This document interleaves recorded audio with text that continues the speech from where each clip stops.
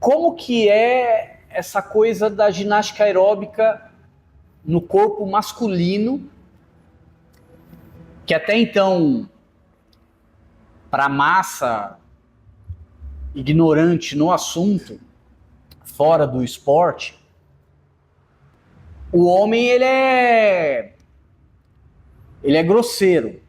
Sim. Ele é força. Como que é essa coisa da força com a flexibilidade e com a agilidade num corpo masculino? Um adendo. Vai lá. Isso é na nossa cultura. Tá. A gente é visto nesse seu aspecto. Isso. Porque nas grandes potências, na Rússia, Estados Unidos, as crianças elas são pegas desde pequeno, conforme a habilidade dela. Isso. Ela é vista desde criancinha, detectado desde criança. A detectação de talento e vai sendo encaminhado. Então não tem esse preconceito que tem aqui no Brasil, que homem tem que jogar futebol e que mulher tem que fazer ginástica e balé. Então isso não existe lá fora.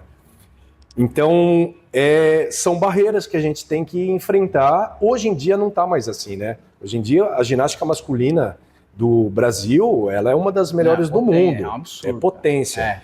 E assim, a gente começou numa época bem complicada, porque não tinha patrocínio nenhum. A gente teve que... De fato começou, era um esporte novo, era uma modalidade... Exatamente. Era novidade. Né? Era novidade, que explodiu. E assim, eu, na verdade, comecei mais velho, né, com 17 anos. Sim. Mas o esporte é uma idade já. Quando eu era novo na escola, terceira, oitava série, eu era gordo. Então ninguém me escolhia para jogar futebol, ninguém me escolhia para fazer. Gordo? Eu era gordo, não comia direito. Aí veio estirão. Então, calma. Aí na educação física, os professores sabiam, eu tinha sopro. Eu não podia fazer esforço nenhum. E foi fazer aeróbica. Para quem não sabe, aí que tá vendo aí, é 1 minuto e meio, 1 minuto e 40, né? A coreografia. O coração vai a 180. Mas isso pequeno, depois esse soprou, né? Bem. Mas assim, na escola eu não podia correr, não era escolhido para nada. Então eu sempre ficava por último. Eu era obrigado a entrar, né? Porque eu era escolhido por último. E isso me gerava um pouco de... tinha muito bullying contra os gordinhos, contra os pequenininhos. Sim. E aí... não sei se mudou muito hoje em dia, não. E aí, quando eu comecei no estirão de crescimento, ali, 12 anos, eu comecei a sentir muita dor no corpo. Então, dor de crescimento. Sim. E aí eu fui nos médicos, eles falaram, olha, é bom você entrar numa academia, fazer uma musculação, um alongamento para ajudar. Nossa, que legal. E naquela época, médico falar isso exatamente. Você foi o sortudo, hein? Foi. Você foi o sortudo. Os anjos da guarda que me acompanham a vida toda. Sortudo, que até hoje em dia médico mandar ir pra musculação... Hoje em dia eu só vou em médico desportista. Sim, mas na época não era. Exatamente. Na época não era. E aí eu comecei a fazer a musculação, e aí eu fazia ginástica, fazia alongamento, desde moleque, 14 anos. E aí eu tinha aula de aeróbica na academia, que era um grande amigo meu também, o Daniel Terreira, que é um grande corredor hoje em dia, da Spine, conhecido, uruguaio. Legal. E eu acompanhava as aulas dele e eu fazia muito bem, eu era muito coordenado e aí eu comecei a emagrecer. Ficar com um corpinho shapeado, fazer musculação. E quando ele faltava, ele ficava doente, as alunas chegavam para mim, antigamente não tinha CREF, não tinha essas coisas. Situação, era outra. Sim. E aí as alunas chegavam para mim e falavam, por que você não dá aula hoje? Eu falei, não, mas eu não tenho didática, eu não sei. Sim. Não, repete a coreografia passada. E aí eu dava as aulas. Eu dava as aulas tal, e não ficava sem aula. E aí esse Daniel começou a me levar para os campeonatos. Ele que me apresentou. E aí eu adorei aquilo, achei aquilo o máximo, aquele salto, aquele povo forte, tudo definido. E aí eu queria fazer aquilo. E aí na musculação, eu comecei a alongar sozinho, Pode falar. Então, pausa. Ok. Eu não gosto de cortar. Ok. Mas é por causa disso. A primeira pergunta que eu te fiz, que o homem é mais grosseiro e tal, é até na nossa constituição muscular, eu tô falando, nas nossas fibras. Sim. A coisa mais técnica que eu não gosto de entrar para quem está ouvindo ali. Sim. Então, mas o homem, por natureza, ele é mais rígido. Sim. Flexibilidade, esquece.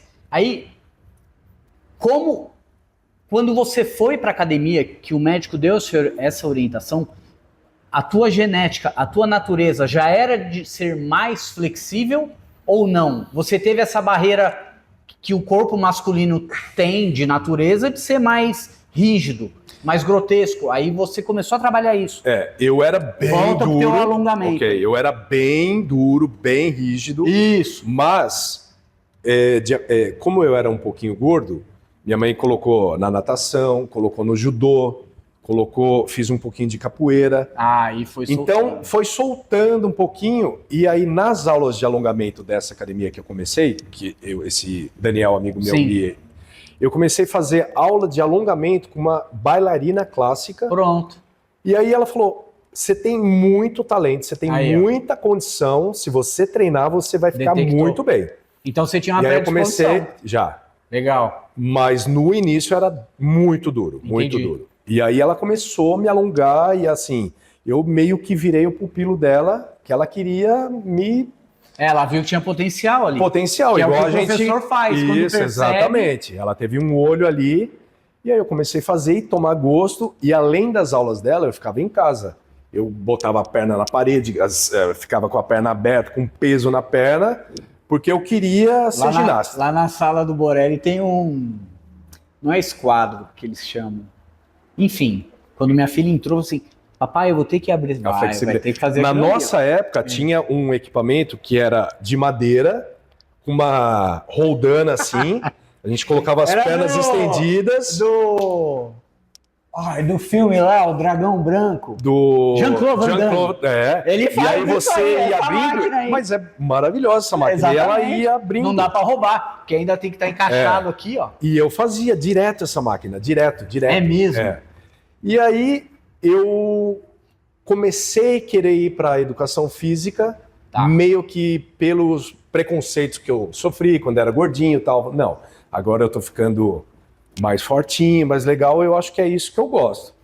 E aí eu prestei fisioterapia, passei, comecei a fazer, mas era o meu primeiro ano de competição, falei, não é isso. Aí eu larguei a fisioterapia e entrei na educação física. E aí eu prestei alguns testes em umas academias renomadas aqui de São Paulo para ser professor. E aí eu prestei em 3 academias e eu passei nas 3. Isso com 15 anos. Legal. Só que nessas academias, quem eu encontrei? Quem estava lá?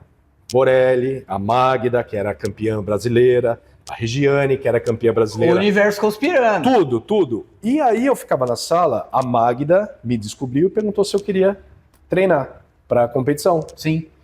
E era tudo que eu mais queria, porque na verdade eu entrei nessa academia não que eu queria dar aula, eu queria ser visto por esses atletas e pelos técnicos. Aconteceu. Para ver se alguém me descobria. E aí eu sabia o horário que eles iam treinar e eu ficava na sala me alongando. E uma vez a Magda passou e falou, quem é aquele ali? Aí, ó. E ela chegou em mim e conversou. E aí a gente começou a treinar. Ela fez pegou uma menina para fazer dupla comigo, mas não deu muito certo. E aí nesse meio tempo eu competi o brasileiro, fiquei em 7º no brasileiro com a dupla. Aí o Borelli me viu nessa academia. Ele falou, eu queria conversar com você. Ele falou, olha, você tem muito potencial. Só que é o seguinte, você vai ter que largar essa dupla. Entendi. Falei, tudo bem, né? Porque não tinha, ali a conexão não estava muito, não estava batendo. Você procurou e achou de fato. Então, aí ele me viu, veio falar comigo. Quando ele veio falar comigo, eu tremia, porque ele já era o coach da época. Só tinha os campeões brasileiros e mundiais que treinavam com ele. E eu tremia. Aquela noite eu não dormi, porque ele veio falar comigo. Ele falou, olha, eu quero treinar você. Não, tudo. O universo é muito perfeito. Ele falou, olha, eu tenho mais 2 caras. Um já é conhecido, que é Marcelo Capi, que era do meu trio. Já tinha competido mundial. E o outro é desconhecido. Ele faz aula comigo lá na FEFISA, na Educação Física, lá de Santo André. Santo André. Santo André.